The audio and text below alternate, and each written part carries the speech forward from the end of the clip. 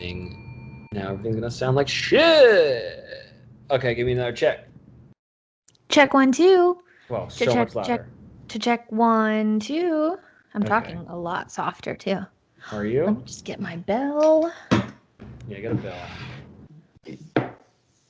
Let me just put my phone on silent.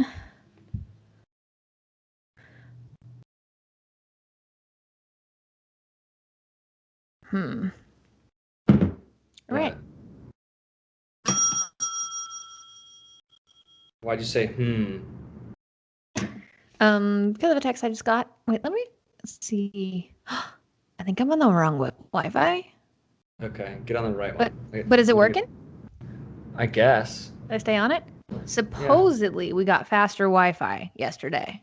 Oh. So we'll see. You got the Comcast guys out there to fucking dick around Yeah. and pretend like they're doing something? They came, you know what they did is, I guess, whatever the thing is that gives me signal is like in the trees. So they put it higher up in the trees to give me better signal. I was like, okay, all right. What? That's what they said. Trees? That's what they said. The trees are giving you Wi-Fi? I guess so.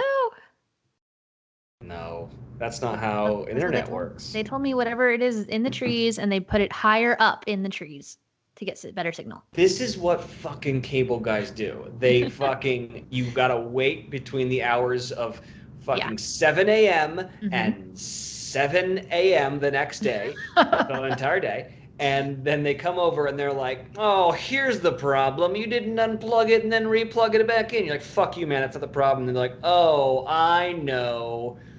And then this is what they do. Like those two guys, the two guys that came over, fucking Larry and Vern, were like, this bitch, there's nothing we can do for her. So let's just say that we got to put you up in the trees. And they're like, all right, let's go do that. Because I want to go climb a tree. So they just fucking told you, they were like, this bitch is going to believe that if we fucking say that we got to put you up in the trees, it's going to work. And it's going to be the exact same service that we had before. But there's nothing we can do. So let's go with the tree story. And that's what happened to you.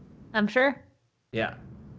It's like the Comcast guys are like the modern day mechanic, where you take it in for an oil change, like, oh man, the Johnson rod's bent. We gotta really overhaul the fucking levitation system. And you're like, that I don't think any of those things exist in my car. And they're like, yeah, it's gonna cost $7,000, and then we gotta put Wi-Fi in the trees. We'll see. Yeah. That's where you at. That's what happened to me. But anyways, it sounds great. It looks great. Great.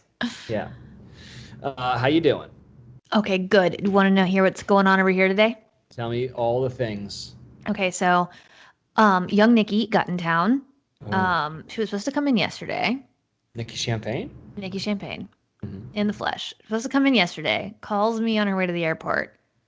I got all the way to LAX and I don't have my ID. I gotta go back home. I'm gonna miss my flight. I was like, oh my gosh, here we go. So she decided to get on a red-eye flight, had to go back home, get the ID, and then waited to get on the red-eye flight. So she arrived at like 6:30 this morning. So as I was getting up at 7, she was walking in the door, and we were outside I have like a back porch, and right here, like outside my, in the back of my house. And I like kind of live in the woods and whatnot. And we're on the back porch and we see this adorable baby deer like hobbling around right behind the house in the woods. And we were like freaking out. No, a doe is a female deer, a fawn. A fawn, that's right. Yeah. So little Bambi's outside.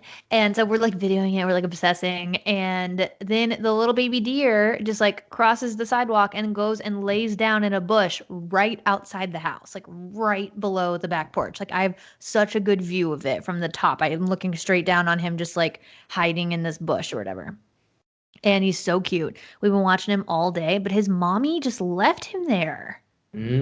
So we are keeping watch until she comes back. Yeah, if mommy got killed or like abandoned the little fawn, then you might need to rear it. Yeah, I got a stall all ready for him. Yeah. We'll put him with the donkeys. He'll think he's a donkey. It's gonna be great. We're all donkeys, to be fair. So yeah, that's what we're doing today is Fawn Watch 21. Oh. Keeping tabs on the little guy. F-dub 2021. Ooh, it's very fun. Is it a boy or a girl? I just just assume he's a boy. I don't know why. Yeah. Well, you should go look at his penis. Oh yeah, he'd love that. Well, Hey buddy, let me just flip you over real quick. let me take a look at the undercarriage. Why don't you have you try to give it some food? No, Google says not to do that. What does Google say to do? So Google says, and I have heard this before, that moms will leave their baby deer like hiding in the bushes like this during the day so that they can go off and find food. Mm-hmm. And that says that most of the time they come back within 10 hours before it gets dark. And then if the mom doesn't come back in like 10 to 14 hours to call the wildlife people or whatever. Are you going to do that, or are you just going to call the fawn to come into your little barn? Yeah. I'm going to swoop him. Yeah. Actually, I don't know. I haven't decided yet. I'm really hoping the mom comes back for him. I think the mom will come back. That's what I'm hoping. Man, because I don't know. He couldn't have picked a better spot, though. I mean, we've got eyes on the little guy. Like, I can see him perfectly. That's exciting. Do we have a name for him? Not yet. What should we call him? Not Burn. Dawn, the fawn on the lawn. I don't like it. What about...